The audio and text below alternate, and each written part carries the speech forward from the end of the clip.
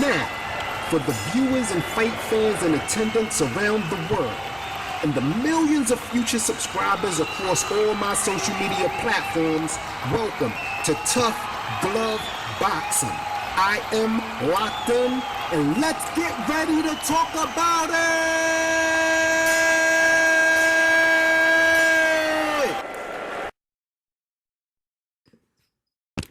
What's good, everybody? I'm locked in. Welcome to another episode of Tough Glove Boxing. So today we're going to talk about Ryan Garcia versus Isaac Cruz. We want that fight to happen. Mr. Garcia asked us to hype up that fight. He claims that they offered Isaac, the Pitbull Cruz, more money than he made on the Gervonta Tank Davis fight. And so far, Cruz has turned it down.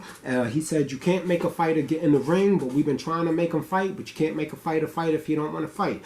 That is true. However, I don't think it's Isaac Cruz that's responsible for them not accepting that offer. Here's why.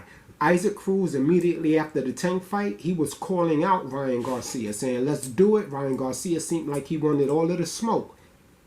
Now, after the Gamboa performance, right, I have to use Fat Joe's words. Yesterday's price is not today's price. After Tank Davis fight, yesterday's price was not today's price. He just recertified himself when he fought Gamboa and pretty much destroyed Gamboa, right? And so Ryan Garcia is ready for that smoke. He's telling us that as fans, we should put pressure on Isaac Pitbull Cruz. But I feel like Isaac Pitbull Cruz is signed to the PBC now, and they may be behind why this fight is not happening. They may be behind why this fight is not gonna happen. And if he can make more money than he made fighting Tank Davis, I don't see why they would not make that fight unless they want to develop Isaac Cruz into a more popular star before they put him in there with somebody like Ryan Garcia.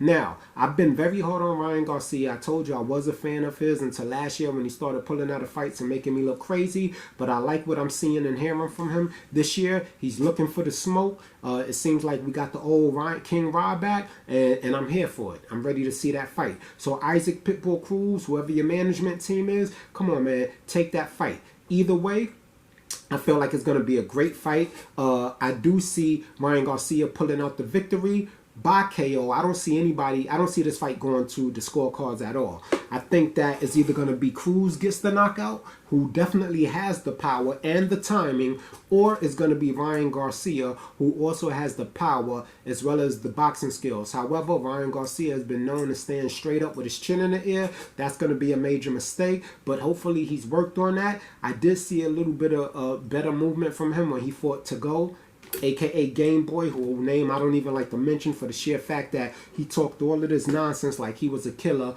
got in the ring and became a Olympian cyclist. Basically, he was on his bicycle backpedaling the whole goddamn fight, so we didn't really get to enjoy that fight, so forget him. But I do think Ryan Garcia and Isaac Pitbull Cruz is a fantastic matchup that will bring us an action-packed fight.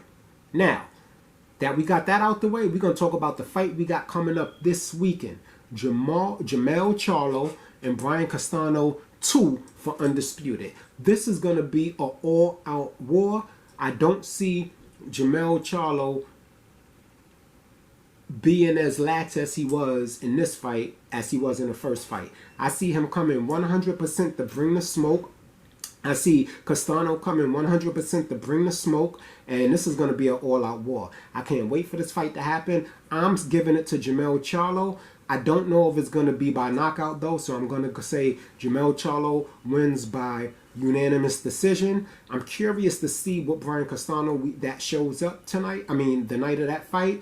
But like I said, either way, it's going to be an all-out war. If it does go to the scorecards, like I said, I think Jermell is going to etch it out with the more effective punches.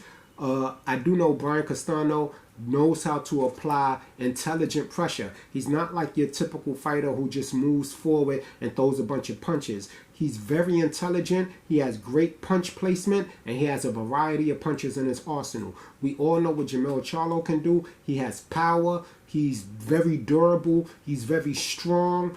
And he has a great boxing IQ with a wonderful power jab. And I think that power jab is going to make the difference in that fight.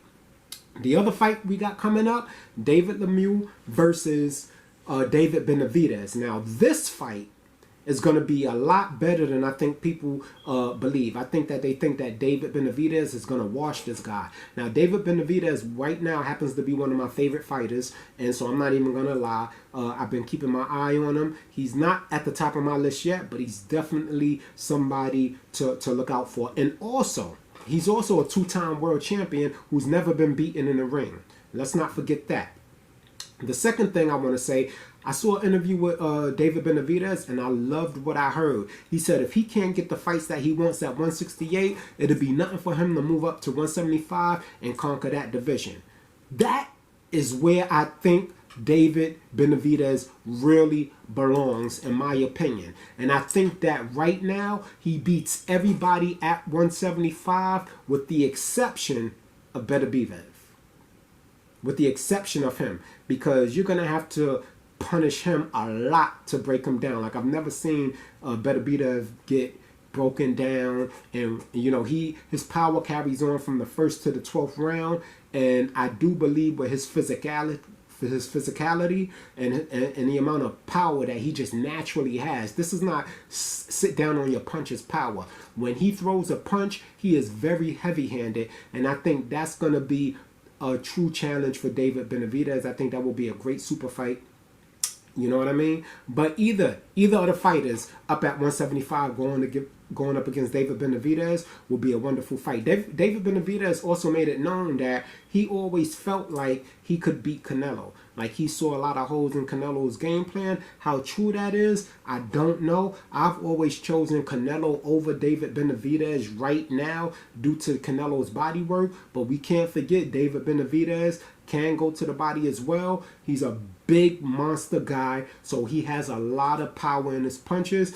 And whether he can hurt Canelo or not, I don't know. We haven't really seen Canelo hurt, right? And he was taking flush punches from Triple G. So if David Benavidez is able to hurt Canelo, right, and get Canelo's respect, that is going to say a lot. But let's not overlook David Lemieux. This is not going to be an easy fight for David Benavidez. I promise you that. David Lemieux is a beast. He's a great boxer. He has speed. He has a fantastic jab. He has timing. And he's durable. However, I do think that in the end, David Benavidez is going to break him down and stop him. That's my final prediction for that fight. Anyway, I'm going to hit y'all with another video later on today. We're going to talk about the undisputed match we got going on with George Kambosos and Devin Haney. I'm going to give my thoughts on that. I appreciate you guys for checking out the content. I really invite you to press the like button and subscribe and join the boxing community. Let's help this channel grow. I appreciate everybody for checking out the content. Locked in, Tough Glove Boxing. I'm out. You ain't gotta go home, but you gotta get the hell up out of here.